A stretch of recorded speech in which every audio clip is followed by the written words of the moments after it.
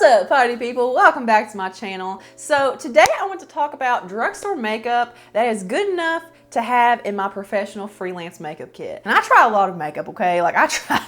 I try a lot of good stuff. Like there's a lot of really good drugstore makeup out there, but it's really hard to find good, high quality, high performing products that are not just good for you, but universally good enough to work on a wide array of people. You know, different skin issues, different skin types, different skin tones. If something is good enough for me to put in my kit, it's pretty good. There's definitely a stigma about having cheaper products in a professional makeup kit. I'm gonna get into a little like backstory and kind of an experience that I had that really shaped how I built my kit and my philosophy on, you know, doing makeup in general. So yeah, you're getting some product reviews, like some bang up products that I think are good enough to be in a professional makeup kit, but also you're getting a little story time, like get to know me kind of thing. So let's do it. So I do feel like it's necessary to kind of share some backstory first. I have a timestamp in case you want to skip because I get it. So I started freelancing in 2014. So going on a decade. So I'm at 9 years being a freelance makeup artist. Actually, no, it's been longer than a decade. I actually worked at a makeup store in my hometown when I was 17, I think that was.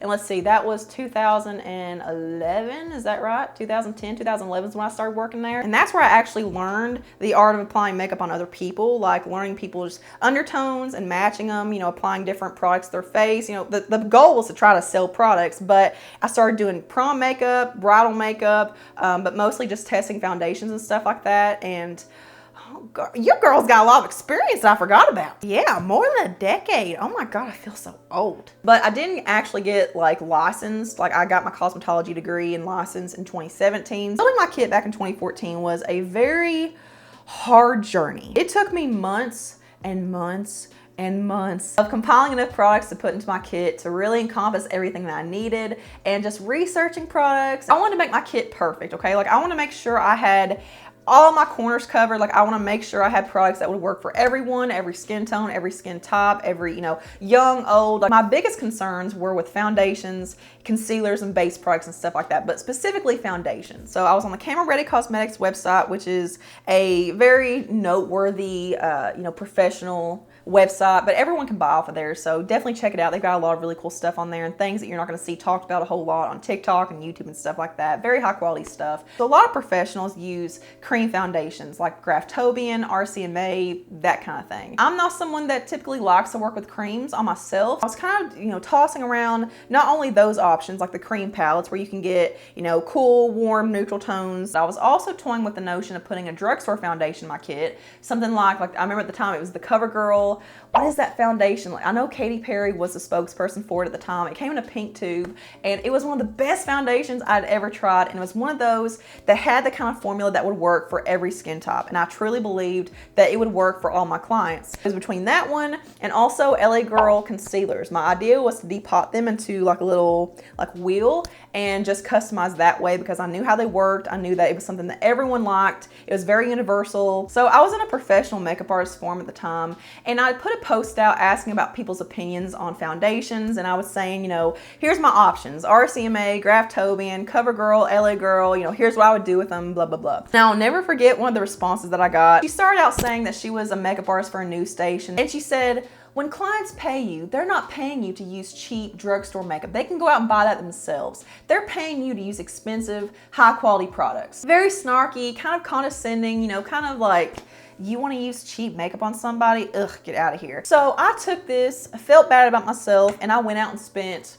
I think it was close to $600 to build my entire kit. I spent, I think, $300 or maybe a little bit more on the Graftobian cream foundations. It was just something that I saw everyone else using and thought that was just the norm. Like that's just what you do. So for years, I'd used the Graftobian cream foundations. And I mean, I know there's a lot of people that really like those, and there's a lot of professionals that use them in their kit and stuff. They're not bad products, but it was to the point where I dreaded doing makeup on people because I hate working with creams. So I had to use a mixing medium and it just took more time. And it's like, okay, why don't I just use a liquid foundation? Like this makes no sense. I finally got to the point, like I finally got confident enough to say, you know what, this isn't what I want to use in my kit. This isn't something that brings me joy. I don't think this looks good on people. So let me try putting one of my favorite foundations in my kit from the drugstore and see how it goes. And I have never looked back. And that is the LA Girl HD Pro Foundation. And I tell you, this is by far one of the absolute best foundations on the market. So this ranges from between $5 and $8 depending on where you find it. You can find it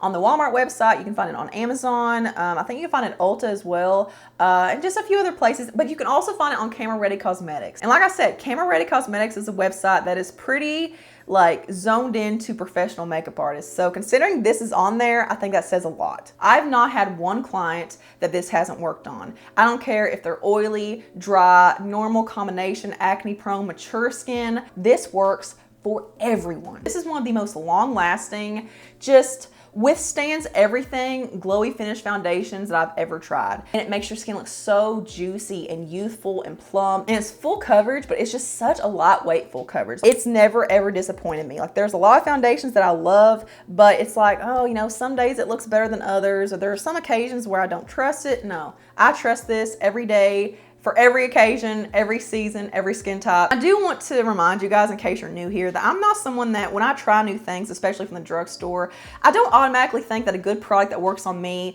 is gonna work for everyone. Like I think there are very few products, like it's few and far between when I find products that I think are universal and could work on multiple people, not just myself. So that's something you have to look at when you become a professional or just a freelance makeup artist. Like you really have to try to envision how things will work on everyone, not just yourself. Product number 2 that's made its way into my kit, and I've been so happy with the decision, is the Catrice True Skin High Cover Concealer. This is one of my favorite concealers of all time. Yeah, $7. It says waterproof, which I think is awesome. Lightweight for soft matte look, contains hyaluronic acid, lasts up to 18 hours. It's worked on everyone that I put it on. It's very minimal creasing, minimal fading. It's buildable, full coverage. It's not too dry, it's not too dewy. Like it's a perfect like natural satin kind of finish, and it looks beautiful, flawless, covers everything. So yeah, this is the concealer in my kit. So I've had clients, especially ones that haven't gotten a lot of sleep the night before, that have pretty prominent dark circles, and using a concealer by itself just doesn't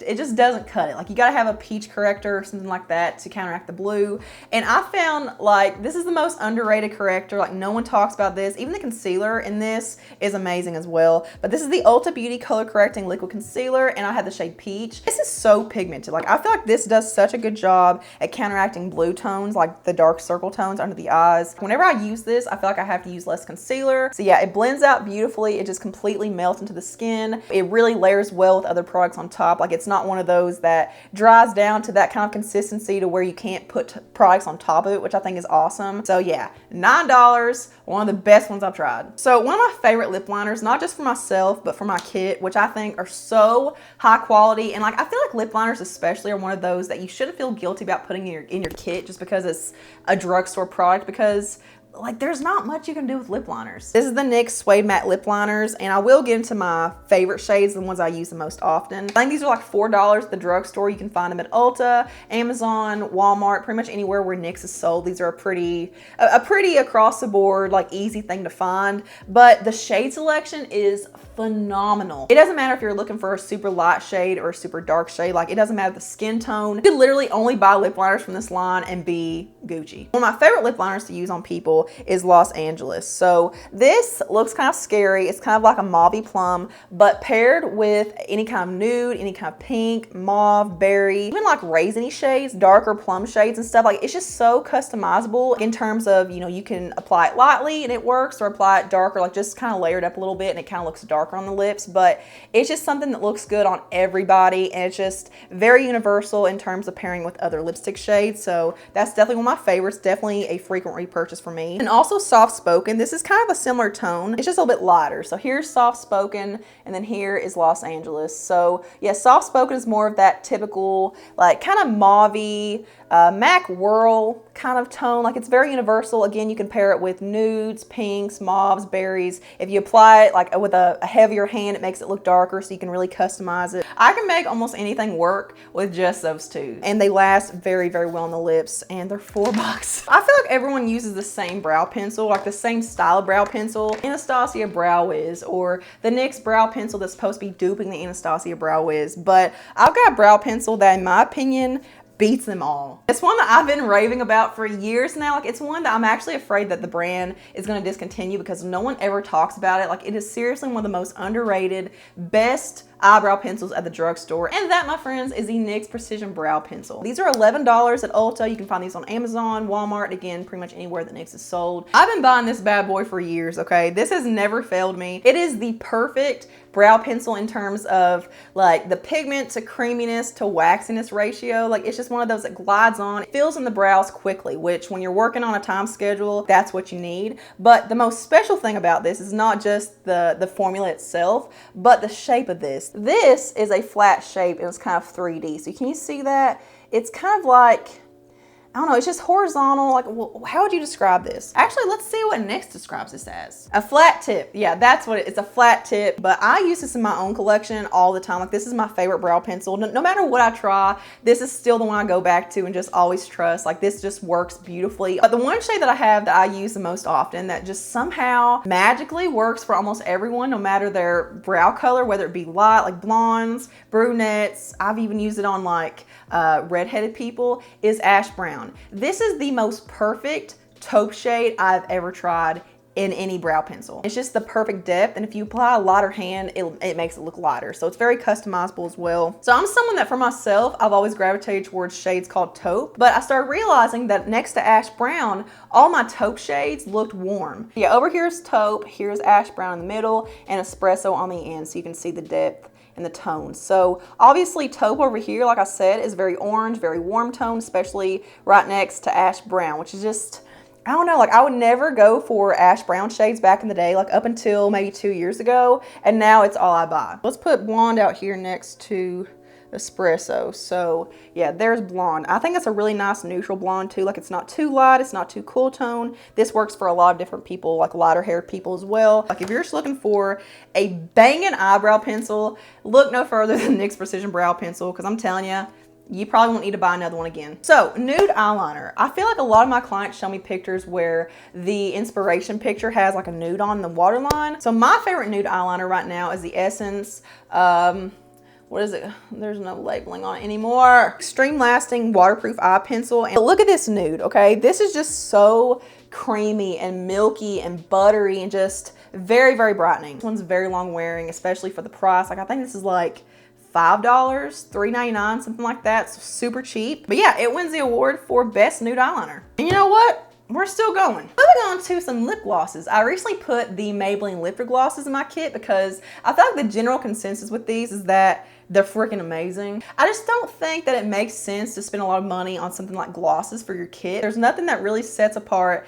high-end glosses from drugstore glosses. Like it's stupid to me to spend a lot of money on them. So I recently put in Stone and Pearl in my kit. So Stone is this beautiful nudie kind of shade. Like this is one that I like to pair for myself anyway. Like I just like to put this on with lip liner and go. Like there's enough color to it to where you don't need a lipstick underneath. But I also like to use the shade Pearl on top of shades I don't really want to alter the shade of.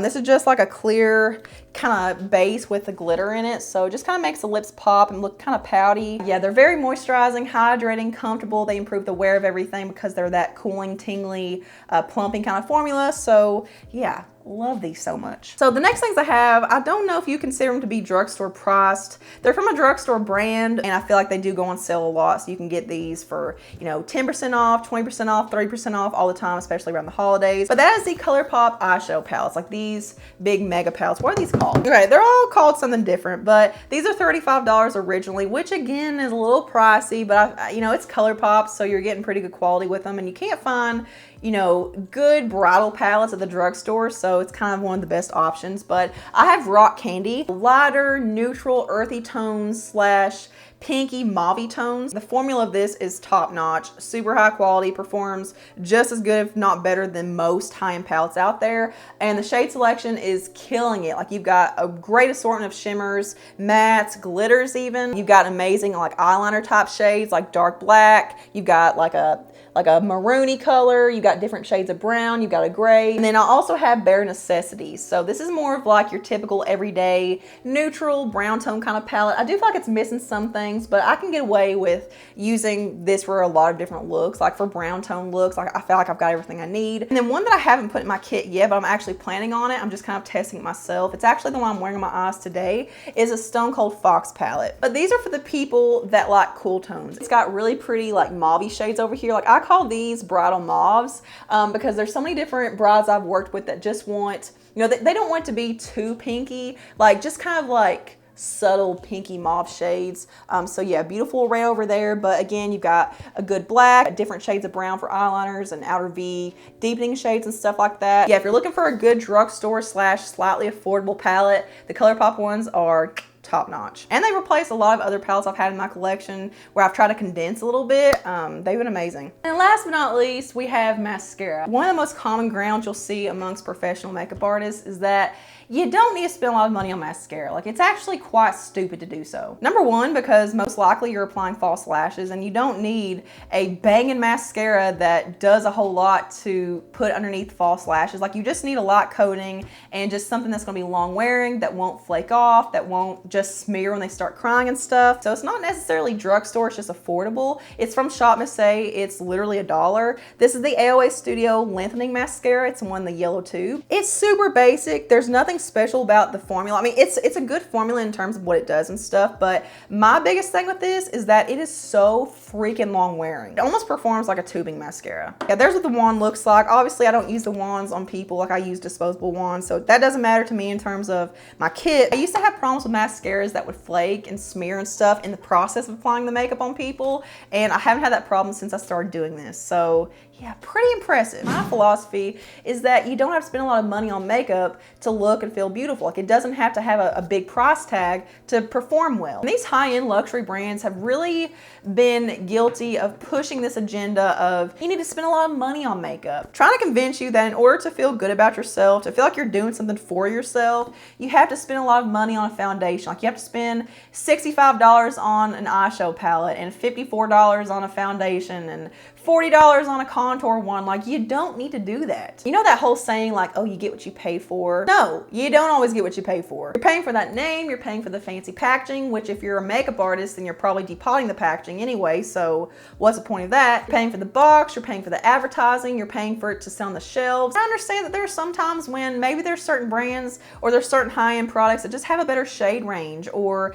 you know, the formula is better suited for your skin. Like, maybe you have super sensitive skin and you can't use a lot of drugstore products, which I think nowadays that's kind of a crock. I've tried more bad or mediocre, average high-end products than I've tried amazing, like just the out of this world products. Most of the time you're paying for fluff. You're paying for them to put these ingredients in the formulas that really don't amount to a hell of beans. Yeah, circling back around to that makeup artist from that forum that tried to tell me that clients are paying you for the products. People are paying you for your know-how. They're paying for your talent, your skill, and also your time. They're paying for the convenience of not having to do it themselves, to not have to worry about, you know, the stress of, you know, messing up and stuff like that. Like, it's a luxury. Whether the product costs $10 or $50, a good product is a good product. So yeah, if you guys enjoyed this video and enjoyed hearing a little bit about myself, my experience, and my philosophies and theories and whatnot, then give this video a big old thumbs up. Here's a couple more things for you to check out next to just venture around the channel, make yourself at home. Subscribe if you're not already, and turn the notification bell to always see my stuff. Everything that I talked about today will be linked below in the description box, as well as everything I'm wearing on my face right now, and I will see you guys in the next one. Mwah.